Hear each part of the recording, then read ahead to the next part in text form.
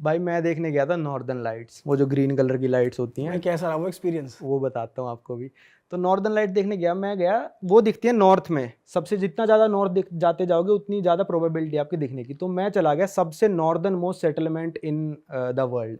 जैसे अपना जो दिल्ली होगा 13 डिग्री नॉर्थ या 20 डिग्री नॉर्थ पे कुछ ऐसा है, मतलब जो इक्वेटर से। तो वो था 78 डिग्रीज नॉर्थ, मतलब बिल्कुल पोल पे पहुंच गया था मैं। तो वहाँ पे जब मैं गया था शायद जनवरी में। और जनवरी में होता है 24 घंटे पिच ब्लैक अंधेरा।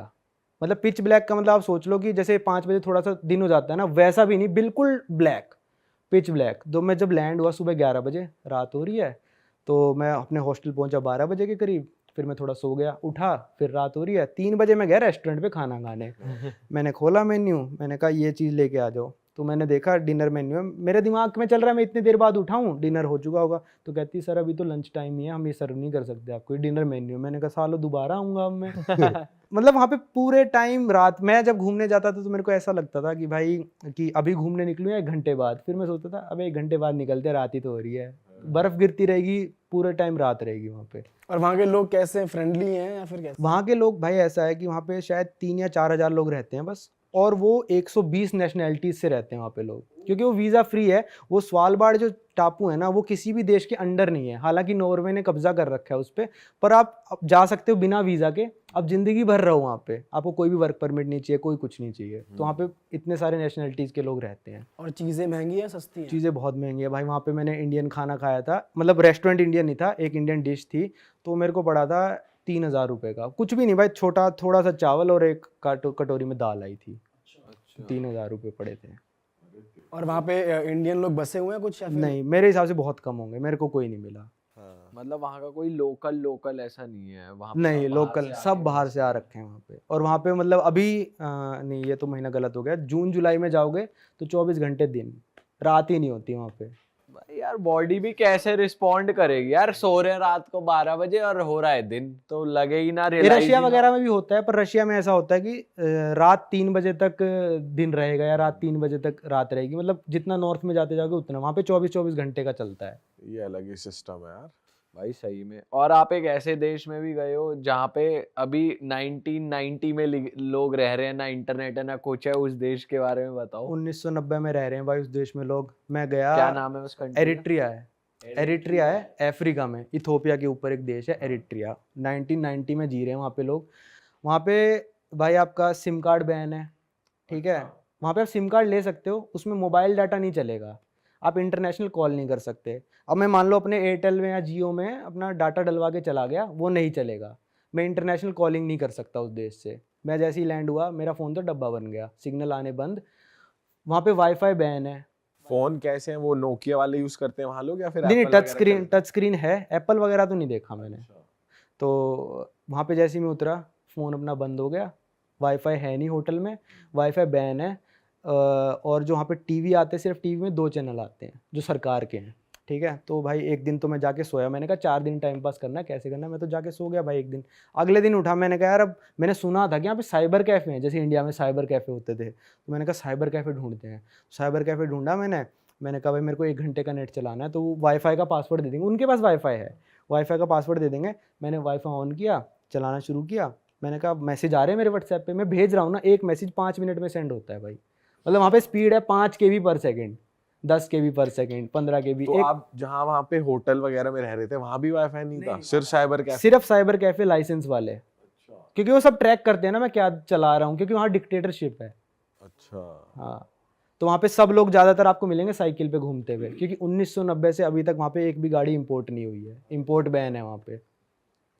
वहाँ पे जितने भी वहाँ पे ऐसे हैं गेमिंग पार्लर, जैसे यहाँ पे नहीं होते थे कि हम गेम खेल रहे हैं जाके साइबर कैफे में, तो उन्होंने PS5 PS4 मंगवा रखे हैं, पर अपने परिवार वालों से जो बाहर रहते हैं उनको पैसे दे दिए $500, भाई मेरा अगली बार आए PS5 ले आइयो। अब उस PS5 पे 1 घंटा गेम खिलाते हैं, वो किराए पे देते हैं उसको। ये बना रखी है सोर्स ऑफ इनकम। हाँ, ये सोर्स ऑफ इनकम है उनकी। वैसे कितना कमाते हैं वहां लोग, भाई आप वहाँ बता? पे महीने में $40-50 बस। अरे तेरी। वो इस उसमें जी रहे, क्योंकि यार देखो बात ये है कि उन्होंने कभी यूट्यूब देखा ही नहीं ना क्या होता है। उनके परिवारजन आके बताते हैं कि भाई ऐसा ऐसा यूट्यूब है, पर वो जा ही नहीं सकते बाहर, उनका पासपोर्ट नहीं बनाती सरकार। वो जाएंगे बाहर वापस ही नहीं आएंगे ना। अच्छा, तो जैसे आप वहाँ के लोगों के साथ आपने इंटरेक्ट किया, तो वो वहाँ पे खुश हैं इस चीज को लेके, जैसे ज्यादा भी टेक्नोलॉजी होती है तो लोग परेशान हो जाते हैं, और या तो ये होता है कि भाई हमें भी चाहिए टेक्नोलॉजी। तो वहाँ के लोग कैसे हैं बेसिकली, वहाँ की थिंकिंग कैसी है कि मेरे को तो ठीक है? खुश लगे लोग, क्योंकि यार वो ना उस चीज से अभी रूबरू हुए ही नहीं है, उस जमाने में पहुंचे ही नहीं। अगर यार आपने कभी देखा ही ना हो टच स्क्रीन फोन तो आपको पता ही नहीं होगा ना। 2005-7 तक हमको भी नहीं पता था, हमारे पापा को बड़ा पता था, तो वो भी तो खुश ही रहते थे। तो फिर वो लोग खुश हैं, पर जो बाहर चला जाता है वो आके बताता है फिर तो पक्का चिढ़ते होंगे अपने यार दोस्तों से। हाँ। पॉपुलेशन भी कम होगी फिर उस कंट्री की। पॉपुलेशन तो ठीक ठाक है, पता नहीं मेरे को कितनी है, और पर महंगाई है वहाँ पे। महंगाई भाई वहाँ पे जितने भी कैफे बने हुए हैं, लाइन से जो कैफे होंगे, रेस्टोरेंट होंगे, $40-50 सैलरी जैसे मैंने बताया, पर मैं पिज्ज़ा खाने गया तो $10 का है। मैंने कहा नॉर्मल बंदा तो खा ही नहीं सकता। तो वो बंदे वो खा रहे हैं जो बंदा बाहर चला गया, बाहर की सिटीजनशिप ले ली, बाहर कमाई कर रहा है, उन लोगों के लिए कैफे खोल रखे हैं। नॉर्मल बंदा वहाँ नहीं जाता भाई कैफे में। एक पानी की बोतल वहाँ पे $2 की आती है, कैसे पी लेगा यार वो बंदा? $40 कमाने वाला वो नलके से ही पीता है।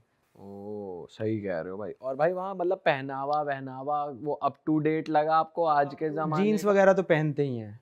हाँ आज के ज़माने मतलब थोड़ा तो बाहर से हो गया अब लिंक, क्योंकि वो परिवारजन बाहर चले गए ना उनके, तो कोई ना कोई जाता है आता है तो फैशन उसको नॉर्थ कोरिया वो कहते हैं अफ्रीका, इतनी स्ट्रिक्टनेस है वहाँ पे।